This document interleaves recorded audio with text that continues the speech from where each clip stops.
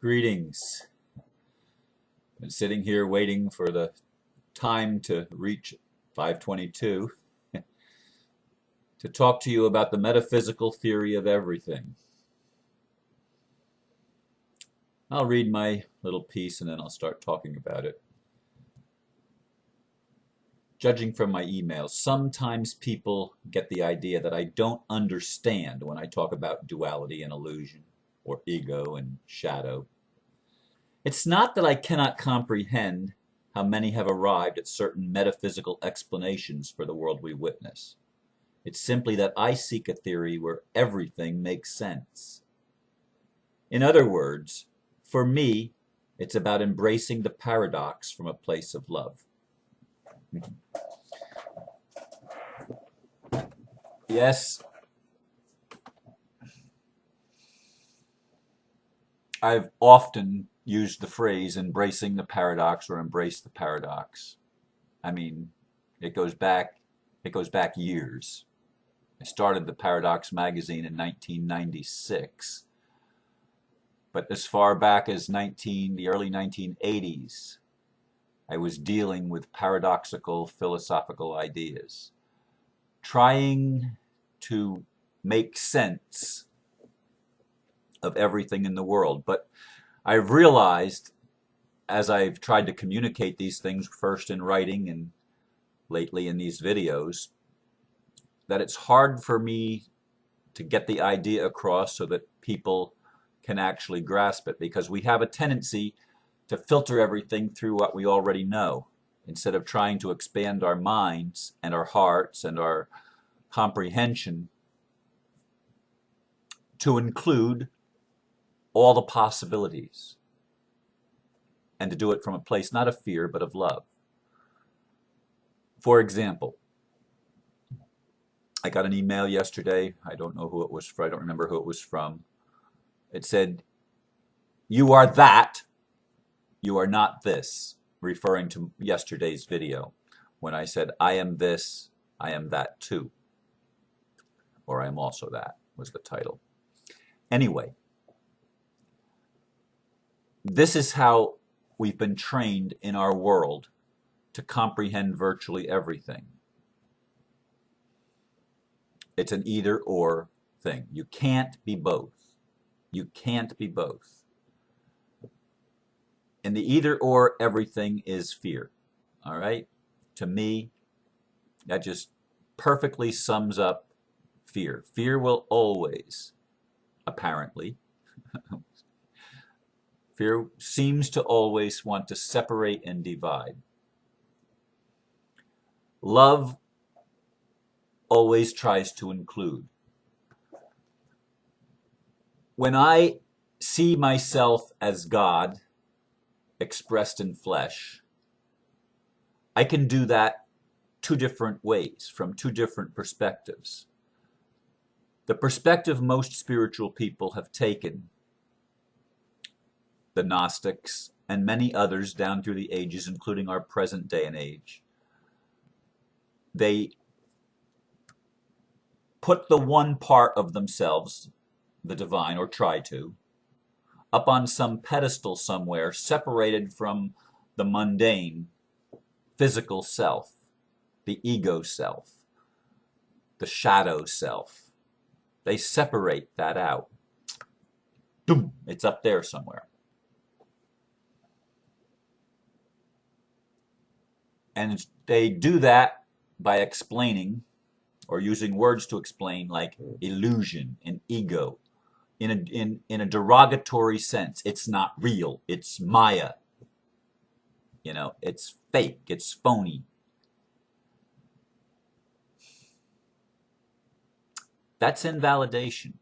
And if I learned anything through doing the workshops all these years, whatever we feel, whatever we experience, is our feeling, is our experience.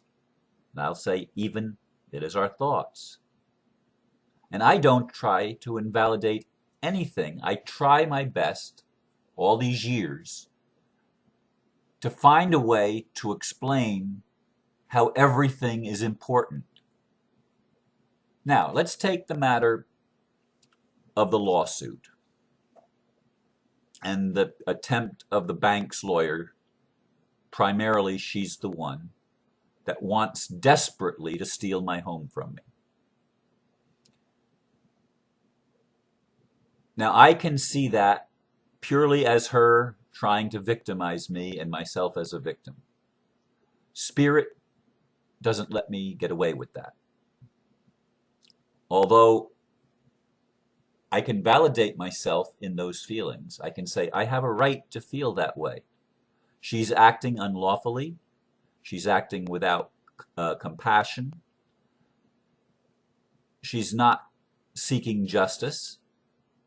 She's only seeking to steal that which does not belong to her on behalf of her bank so that she can get a huge paycheck and cut herself in on some of the profits that the bank makes, which they've already made and already been paid for, knowing the reality of how the monetary system works, of how mortgages work, et cetera, et cetera. I know all that. All right, now I have to put myself in her shoes because love does not invalidate. Does she have a valid point?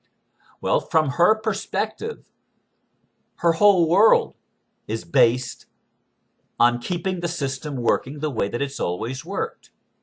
I'm standing here challenging her worldview. And I'm doing it publicly, and she has watched my videos. She may be watching this one ultimately. And I cannot just invalidate and say she doesn't have any point to make. Yeah, her point is she's afraid. She's afraid that if the system collapses, her whole world collapses.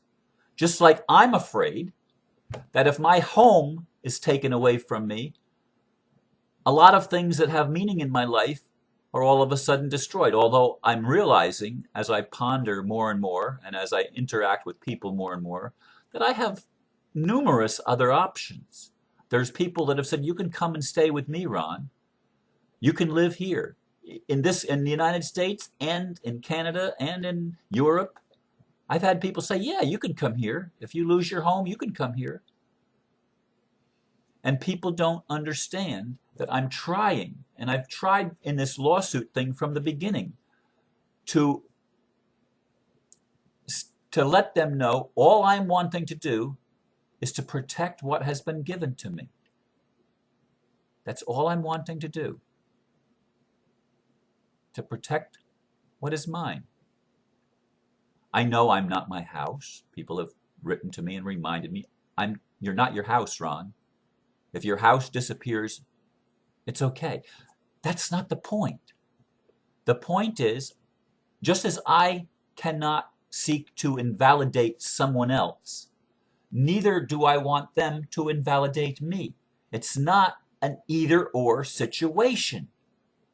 And that's what I'm trying to comprehend for myself and to explain so that you can get it. I'm trying to put into words the best I can what you feel, what many humans feel, because it doesn't feel good to be invalidated. It doesn't feel good to be rejected from our experience by minimizing it by saying it's just your ego. Well, my ego is the way that I interact in the world. If I didn't have an ego, I couldn't interact in this world. And could I learn anything if I just said, well, it's my ego. My ego's evil? Like the Course in Miracles teaches almost? Hey, love even embraces fear. I've said that numerous times, maybe on these videos, but I know I've said it in some of the book study classes that I go to. Fear and ego, or fear and love, aren't separate from each other. In fact, nothing is separate from anything else in the metaphysical theory of everything. It can't be separate from anything because then it's not love anymore. Fear works either or. It has to be either this or that. It can't be both.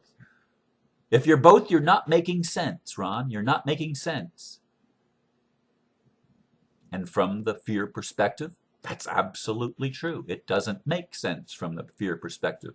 But from the love perspective, from the perspective where I see everything as part of me, including the bank's lawyer, including the other people that are involved in this drama that I'm involved in, They're part of me. And they're trying to uphold their world and protect their world the same as I'd like to protect mine. We're doing the same thing. We're each trying to protect our world. I'd like to get the lawyers and the bankers and the Illuminati and the government people to see, hey, look, if you come and you tell the truth, I'm afraid. Yes, that truth. I'm afraid. That's why I try to control the world, because I'm afraid. The only thing that I know how to do to protect my world is to try to control everything in it that's contrary to my perception of my reality. I have to control people that think differently than me. And whether it's religion, whether it's politics, whether it's science, whatever it is, whatever the field is, we want to protect our particular little piece of the worldview. And I understand that. I understand that that's ego. And I understand that that's illusion. I understand that in a sense, everything is illusion. That nothing that's made is anything less than a what's the word that I'm looking for? It's a projection of consciousness upon a physical screen where it can be physically enacted out. It's a hologram. So in that sense, in the sense that we live in a holographic universe, everything is an illusion. There's no such thing as reality. But what does illusion mean? Does it mean it's not real? No, it only means, to me, illusion only means this. It's a fleeting experience. It's a fleeting manifestation. It does not last forever. It comes in and it goes out. It's forever in a state of flux. It forever changes. And love embraces the changing.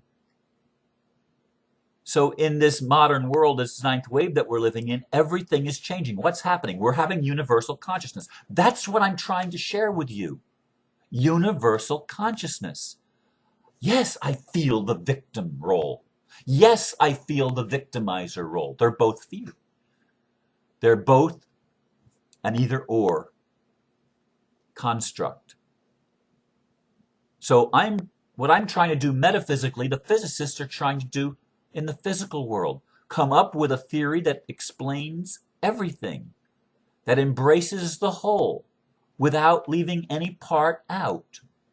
That's what I'm doing, or attempting to do, in these ninth wave videos. That's what I've been attempting to do my entire life. Can you understand? Am I getting through to anybody? That love does not exclude, does not invalidate. Turn to see if the candle is flickering. I can barely see it on the little window in the screen. But anyway, it's about unification, not separation. That's what the ninth wave to me is about. I don't want to exclude the banker even, or the lawyer, or the politician, or the Illuminati, not even the devil. Why? Because it's all part of one thing, and that one thing is God. But it exists in the dance of duality. What we need to see, from my perspective, and I've said it before, and I'll keep driving it home, is that duality is not the problem. The problem is the polarization of opposites, where the opposites try to eliminate each other. No, it'll never be sustainable that way. It can't work that way.